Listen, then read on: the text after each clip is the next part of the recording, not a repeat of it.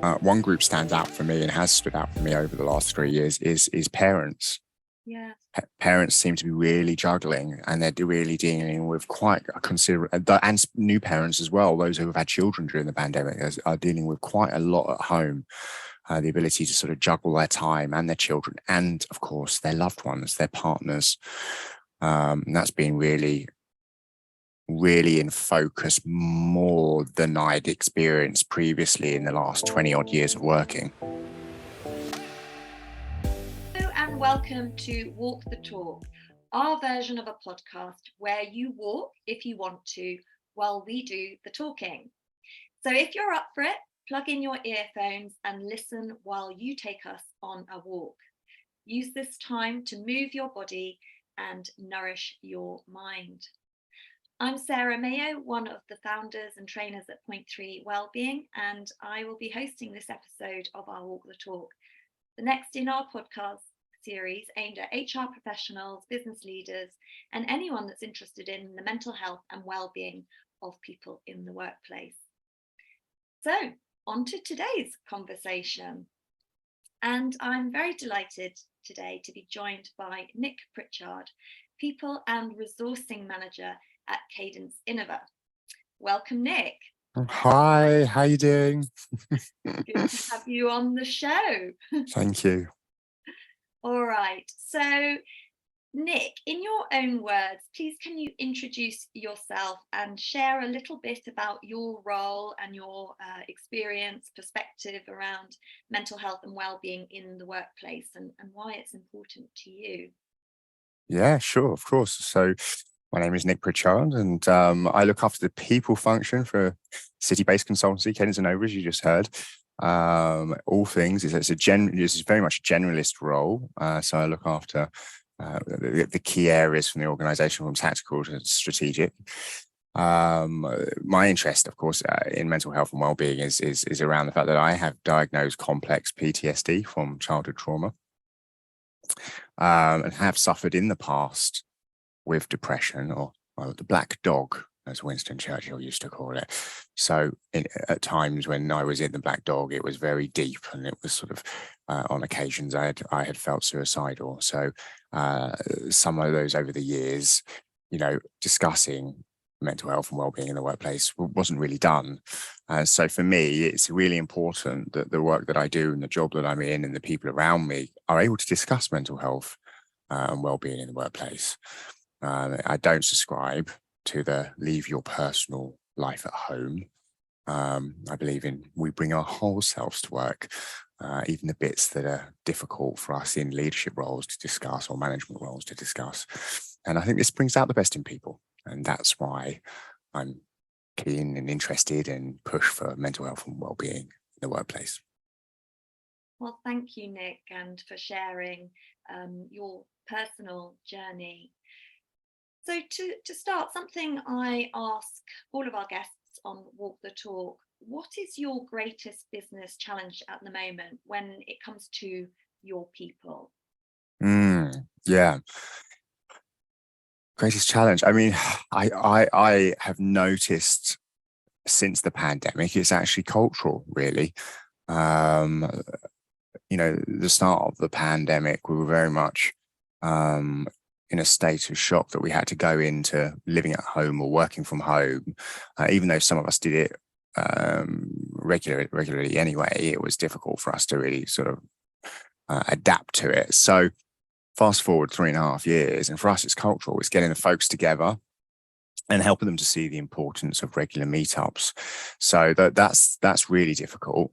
Also, getting them to understand how it's beneficial, how it helps stop creeping negative thoughts, which, of course, many of you will know, and you will know that actually that can lead to bad behaviors as well, negative behaviors rather than bad behaviors, negative behaviors, and why, and obviously getting them to see why it's important for their colleagues at work and how it actually has a positive cultural impact.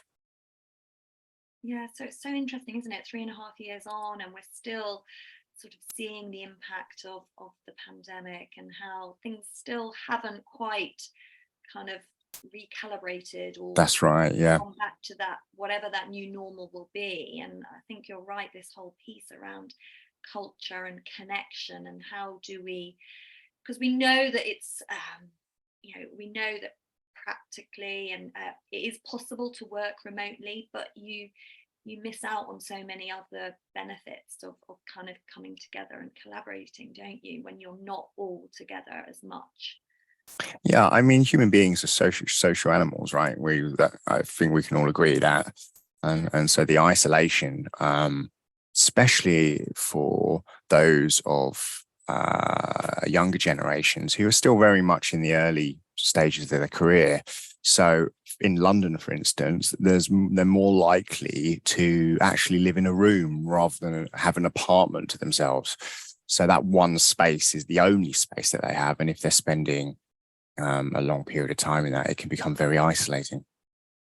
Yeah, I think that's a really interesting point to pick up on, that sort of loneliness. And yes, we are social beings, and I think we can forget that sort of the workplace, yes, it sort of helps us kind of earn money to then kind of be able to afford to live, and but it's our hunting and gathering, isn't it? And we did Yes. that as a tribe. So, I think we forget that the need to be a tribe still. It's just that we do it in a different way now to Yeah, before. exactly. So, okay, we're never short on studies in terms of kind of what the greatest challenges are that are facing organisations at the moment. And I shared a few statistics ahead of our conversation. And because we've just picked up on that sort of loneliness piece, I did want to perhaps zero in on a loneliness statistic, which you may or may not have heard of, but it's that over 9 million people in the UK across all adult ages are either often or always lonely. And 9 million people, you and I know, we live in London. That's the population of London. Yeah. And that statistic references it's people of all adult ages. So you, me, people we work with. You've already talked about maybe some of the younger generation who are living alone in a room. So that just really highlights the importance of the workplace, of that community aspect. And but for many, maybe they don't have that sort of sense of belonging anywhere else outside of the workplace. And I think it's worth reminding ourselves of this fact, that, of how important the workplace is for creating that safe place for people to have that, bring that sense of belonging, that sense of purpose. So, I mean, we mentioned that. What do you make of that statistic? How is that kind of relevant or pressing in terms of you as a business, and how do you address that sense of community? That doesn't surprise me. It doesn't surprise me at all. I have done both, living in a room on my own, and I've also lived in an apartment on my own.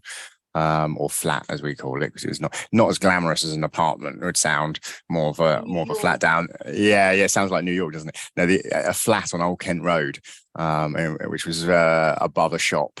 That sounds very Notting Hill. It does sound Notting Hill, but I can assure you it wasn't. Though it was my first one, and I loved it dearly. Much to my mother's surprise.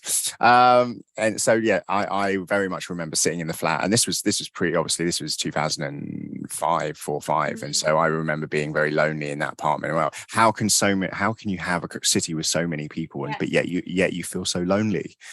And of course, anyone who lives in London knows that, stepping out the door, you're instantly spending money in London. So those of us that are back then that were on an average type wage, you couldn't spend a huge amount of money because you had bills to pay. So you did end up being a home alone a lot. And of course, that's just been amplified even more so now. So, I go back to that, the comments around the culture and the workspace, really. And you have people who are are mature and older and may no longer be in their relationships, or they have children that have left the home and are now at university, or have left the home a long time ago. And so there's isolation there. And the one place that they did have pre-pandemic, which was the workplace where they did get into their car or did get onto the tube and go in, and that is no longer there. Something that fascinates me about the structure of Cadence Innova, which I haven't heard elsewhere, but you have these sort of families. Yes. Talk us through that, because I think that goes a long way to create that sense of belonging and community within for your employees. Yeah, so we call it families. Obviously, as an organization, we're fully aware that families or family as a unit can actually, have positive and negative connotations. It can, and we're aware of that. So what we've done with our families is we take all of the positives out of what that family unit looks like. Now, those who have done any studying about organizational design will understand that, it's called peer pods. So what we've done is, rather than create a traditional matrix style organization where you have a manager and they have 7, 8, 9, 10 people reporting into them, those with matrix style designs know that it can become a bottleneck. So we created the families where it's between 8 and 10 people of various different experiences and different generations, I might add, because as an organization, we have 4 different generations in our business. And with that comes that unit where they get together once or twice a week, and separately, if they want to, they meet for lunches or dinners every month. And that unit provides an opportunity for those of them to share their experiences, their knowledge, and obviously give any support they might need from an adult to adult relationship point of view. So it looks beyond just going to your manager for something and having a traditional, what I would probably describe sort of 1950s style relationship, actually brings it into the 21st century, where if you can't talk to Bob, you can talk to James or Jane, or you can, there's all of these people. It doesn't just rely on one person. And to make sure that we help run that family and make sure that people understand how it works and how people get on and talk, and how, there is a point person who looks after that family and hustles the troops, if you will, and make sure that they're having it. And so far, so good. We've been doing it for, I think, about 5 years now. We did it as a pilot first. It showed really great results. Certainly made sure that the load wasn't heavy on just one particular person. It was spread across the 8 or 9 people. I think that's fascinating. And another kind of the studies that I want to reference is around quiet quitting. It seems to be a term that we're hearing more and more over the last 12 months or so, when they're essentially they turn up, but they're doing the minimum. They're looking at the clock, and they're doing the very minimum.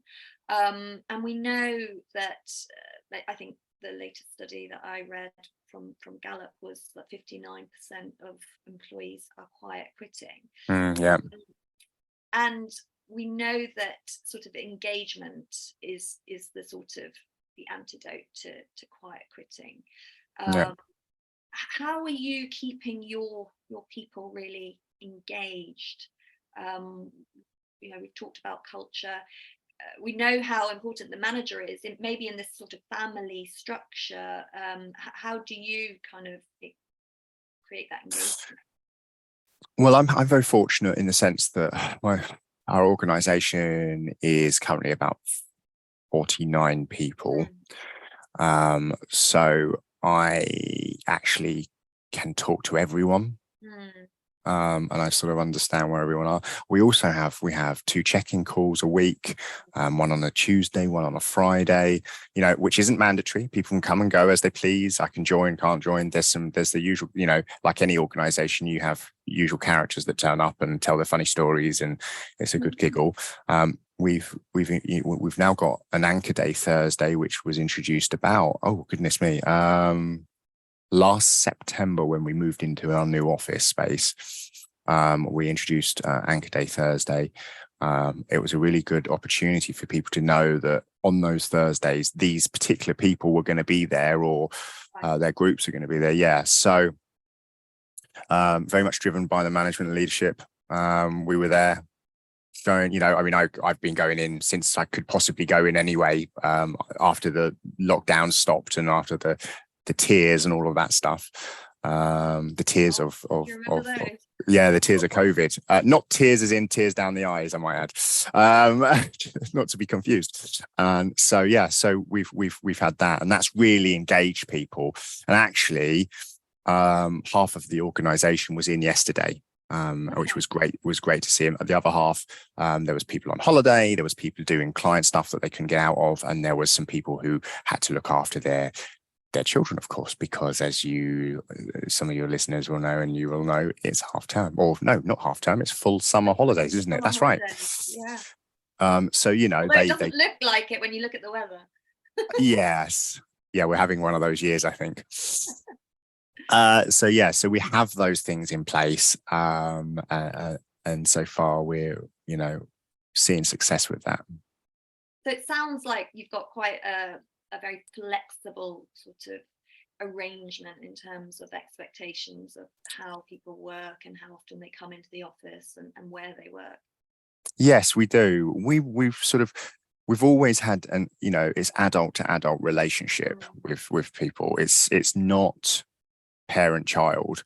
We don't demand or tell them they have to do things. They're an adult. They will do things in their own time. Yes, it takes a little bit longer sometimes for organizations to get people on board, but actually, in fairness, they are adults. And I think that people really appreciate that. They see that, they understand that, and with that comes a greater commitment to the organization, really, and a greater commitment to our goals. Sean here from Point 3 Wellbeing. Just quickly jumping in to say a big thank you for listening to this podcast. If you want to find out a bit more about Point 3 Wellbeing and how we support people in the workplace to stress less and smile more, then head to point3wellbeing.com or drop us an email to b_well@point3wellbeing.com. That's all from me. Back to the conversation. So thinking about kind of how you do support your people, what types of things do you offer? You obviously mentioned at the beginning how mental health and well-being is really very much a part of kind of what your role and your interest in terms of supporting that and people within the organization. What types of support do you offer? So firstly, we have that peer pods, really important, families, create that support group. So there's no single point of failure. It means that we all help. We have our mental health first aiders who are very vocal, are very out there. We have one. So we've got 5 family groups. We have 5. We have 4 actually. I'm right. 5. We have 5 first aiders, and we're about to have a 6th. And they are in all families. So those first aiders can actually also use those skills to recognize as and when is needed. And I have, since that's been rolled out, since they've had those skills, they have said they've been using them. We have a bi-monthly catch up as a group, so it's really positive to see that's having a positive impact on the organization. We have a mental health program which has dedicated topics that people can come and go. Most of them are recorded, and so people can go and watch them when they need to, or if they have any questions, they can come to me or any of the first aiders. As any really sort of organization worth their salt, comprehensive healthcare package, which includes psychotherapy and psychiatry and offers support groups online as well, and the employee assistance program, which people can use. It's really comprehensive. I talk about where they can get support, how they can get support. I signpost things to them. So do the mental health first aiders. So there's lots of support. Organizations less than 50 people, but lots of support there. And any other sort of themes or topics or types of support that your people are asking for? Yeah, flexible. So very comprehensive. Yeah, the support is actually flexible working, right? So as an organization, we're output driven, not time spent. And I bang that drum a lot. And every now and then someone sort of falls into a bit of an old way of thinking and goes, oh, and I say, we're output driven, not time spent. And so I'm, constantly banging that drum. 99.8% of the organization are absolutely always on it and understand that. So flexible working, which we've always had, by the way, it's always been there, has been a real key topic for us. And so we're still talking. Actually, yesterday we talked about it at the company update meeting. We were talking about flexible, just to remind people it is there.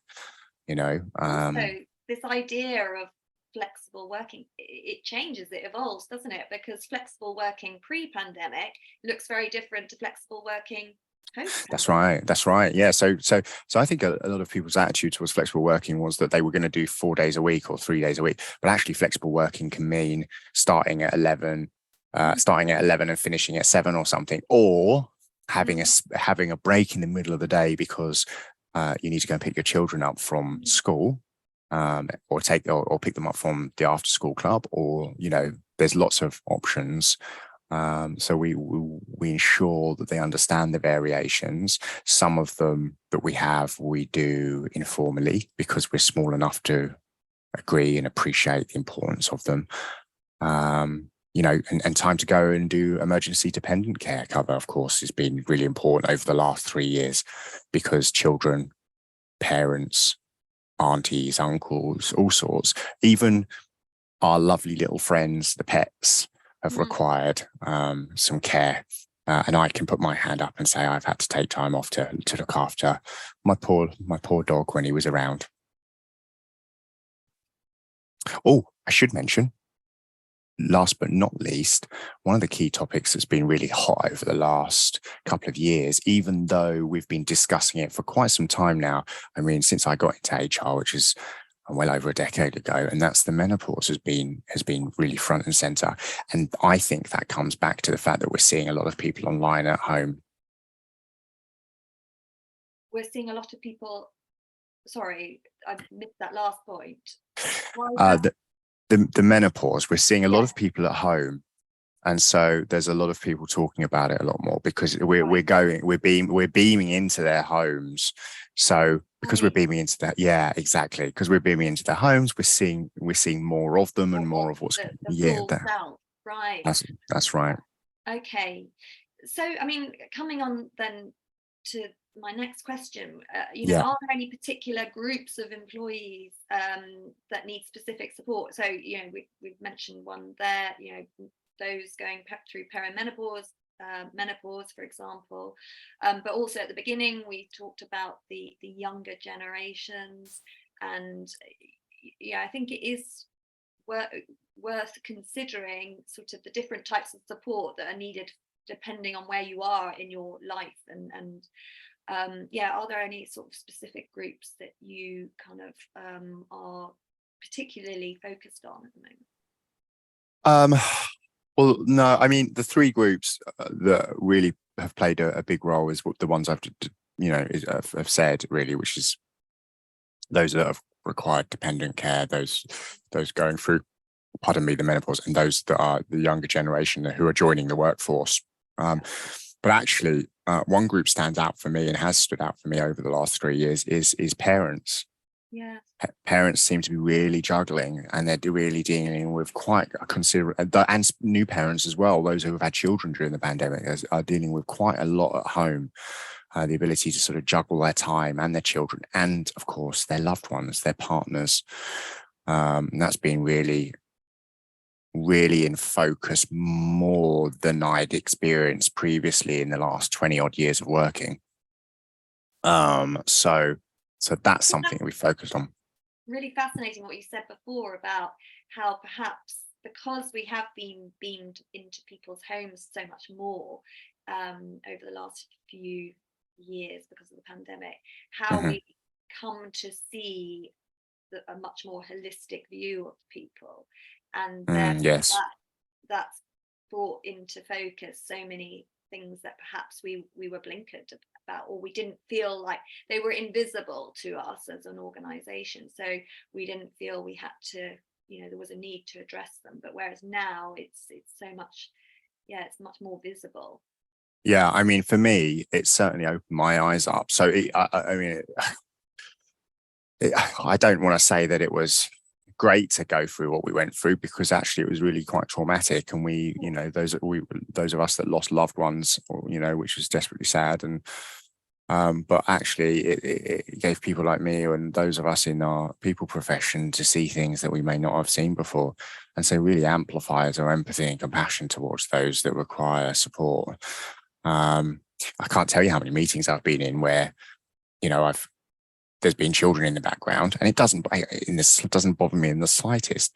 But having that person on the phone with me who's concentrating on what we're talking about, whilst there could possibly be some chaos and mayhem happening in the background, but yet this person is completely focused on what we're talking about. I mean, you've got to have some skill to do that, but it can also be very stressful for them.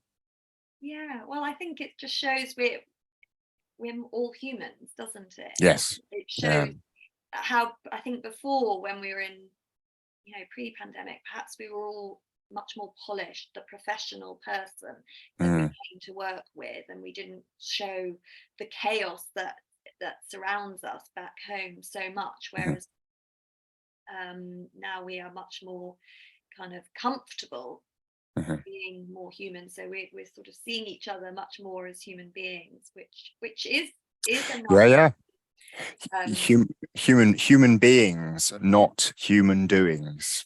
Yes, absolutely. Okay, so as we come sort of nearer the end of the conversation, Nick, sort of any final kind of advice for HR managers, business leaders out there listening, in terms of how to look after their people in the area of mental health and well-being in particular? Goodness me. I know, right? Like we haven't touched on. I wouldn't dare to assume I could teach them anything. They're a great, amazing bunch of people who are obviously likely to have studied and read and all the stuff that's out there at the moment, which there is a lot of, by the way. I could actually, the best advice is the simple thing. I would say the thing that I got is the old adage of no news is good news really doesn't apply anymore. I've often found over the last few years that silence can often mean disengagement, lack of connection, and for those of you that are commercially minded, a drop in productivity. So, getting out there and having the conversations, getting your team to do a call rounds on a regular basis, setting up those staff calls, which we have, as I've talked about already, event days, social events, love a social event, and the built-in anchor days, or anchor day, it's really time to get back into the office, not for money, but for those connections. That connection piece, so that we can be human together. Basically, yeah. I love seeing the guys. I saw so many of them yesterday, and I really enjoy it. It's really great. Yeah. Okay, so we're coming now onto the quick fire, which is not actually that quick. Questions, the 5 questions at the end. So, first one, what are your 3 daily wellbeing non-negotiables, Nick? Those things that you prioritize to manage stress. Lunch breaks. I'm a stickler for a lunch break. Don't put something in my lunch break, please. No, thank you. Note to self, no lunch break. Nothing worse than seeing someone put something in at 12 o'clock when I'm about to eat a sandwich or something. The gym. I go to the gym a lot. And actually, in my 20s, I went to the gym to look good. Now in my 40s, I go to the gym for my mental health and well-being because I feel so much better after having done it. And the evening downtime, which of course is easy for me to say because I don't have children, but the evening downtime is really important. Or just taking a moment out to reset my mind, which I've done a little bit at the gym but also coming home to some chill time. It's really important.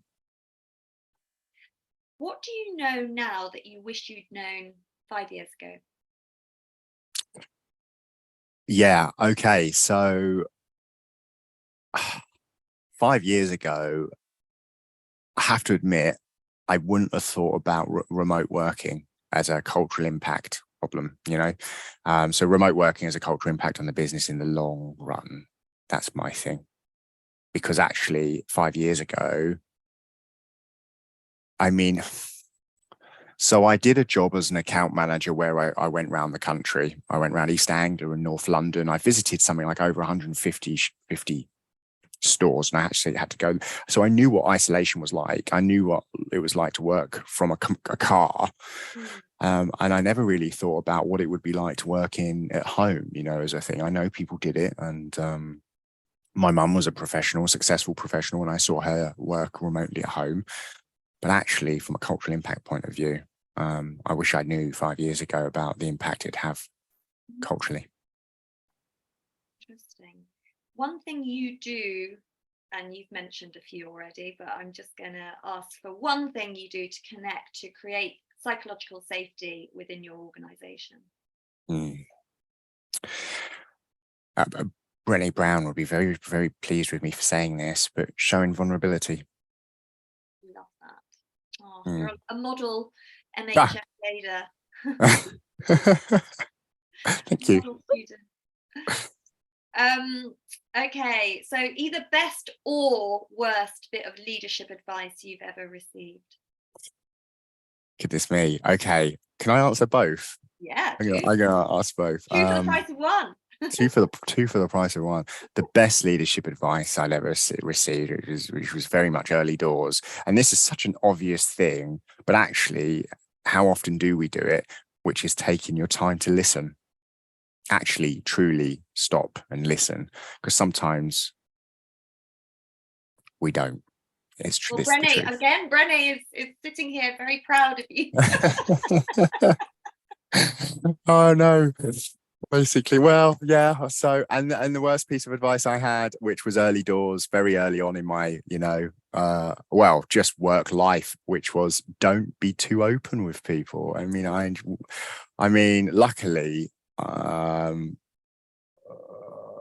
Luckily, I got rid of that in my mid-20s. I thought that just doesn't work for me. So I'm very open with people. Then they're open with me, and it builds stronger, safer, trusting relationships. And then final question for you, a podcast or a book that we should all read or listen to. So I said to my partner once, he said, what do you want for your birthday? And I said, happiness, which is really corny. Everyone's going to go, oh my God, it was really corny.